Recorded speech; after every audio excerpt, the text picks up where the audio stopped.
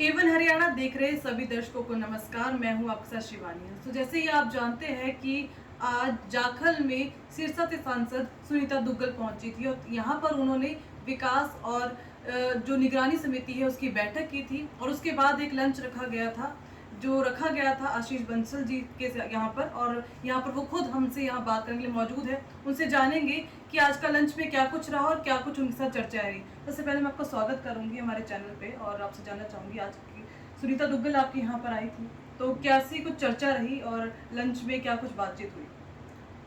चर्चा तो जो मंडी का रुका हुआ विकास कार्य है उसके बारे में बातचीत हुई कि जिस प्रकार से जो छोटे मोटे काम रुके हुए हैं, वैसे तो आज बहन जी ने सारी जो मीटिंग ली है 3 माह पहले भी ये मीटिंग ली थी और उसके जो रुके हुए विकास कार्य थे उनके लिए आज उन्होंने जो भी था उस पर सारी कार्रवाई की और आगे के लिए भी सारे दिशा निर्देश दिए और उसी बात पे सारे चर्चा का विषय रहा।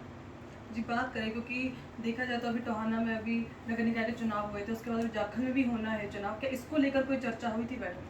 नहीं, अभी जाखल का चुनाव बहुत दूर है, 1.5 वर्ष का समय अभी बाकी है। अभी ऐसे कोई विषय की किसी प्रकार की चर्चा यहाँ निकाय चुनावों के बारे में नहीं है। बात करें अगर नगर निकाय चुनाव में क्या आशीष बंसल अपनी किस्मत आजमाएंगे? क्या चेयरमैन पद के लिए अपना दावा रखेंगे? नहीं, आज तक मेरा ऐसा कोई विचार नहीं है कि मैं किसी भी प्रकार का चुनाव के लिए अभी तक मेरा कोई मन नहीं है, क्योंकि जाखल मंडी एक छोटी सी मंडी है और यहाँ मेरे को कभी ये महसूस नहीं हुआ कि मैं यहाँ के लिए कोई पद, सबके दिलों में मैं हूँ और मेरे दिल में सब हैं, तो चुनाव एक बहुत अलग बात है मेरे जी, अगर चुनाव लड़ते हैं तो किस पार्टी की तरफ आप? क्योंकि आप जैसे कि जानते हैं कि हरियाणा में बीजेपी और जेजेपी का गठबंधन है और जो हमने पिछली बार देखा कि गठबंधन था लेकिन कहीं ना कहीं बीजेपी और जेजेपी में गुटबाजी जरूर नजर आई, तो क्या कहेंगे इस पे? मैं बीजेपी के साथ हूँ, सुभाष बराड़ा जी के साथ हूँ, मैडम सुनीता दुग्गल जी के साथ हूँ। मुझे तो हर प्रकार से बीजेपी का ही माना जाता है। जी, बात करें क्योंकि ये पिछले चुनाव थे जो कि यहाँ से जो चेयरमैन प्रतिनिधि है सीताराम मित्तल जी, उनका साथ दिया था आपने, तो कई दावे किए गए थे कि जाखल मंडी में विकास होगा, आवारा पशुओं की नगर जो पानी की निकासी की कई सारी समस्या है उनका निपटारा होगा। उसमें आपका अब तक का योगदान क्या कुछ रहा? ऐसा है जी कि 2017 से नगर पालिका को भी दर्जा दिया गया है। उससे पहले तो ग्राम पंचायत का दर्जा यहाँ जाखल में था, तो कुछ प्रशासनिक प्रक्रिया थी, कुछ यहाँ नगर पालिका का जो रिकॉर्ड है उसको लेके कुछ परेशानी रही है।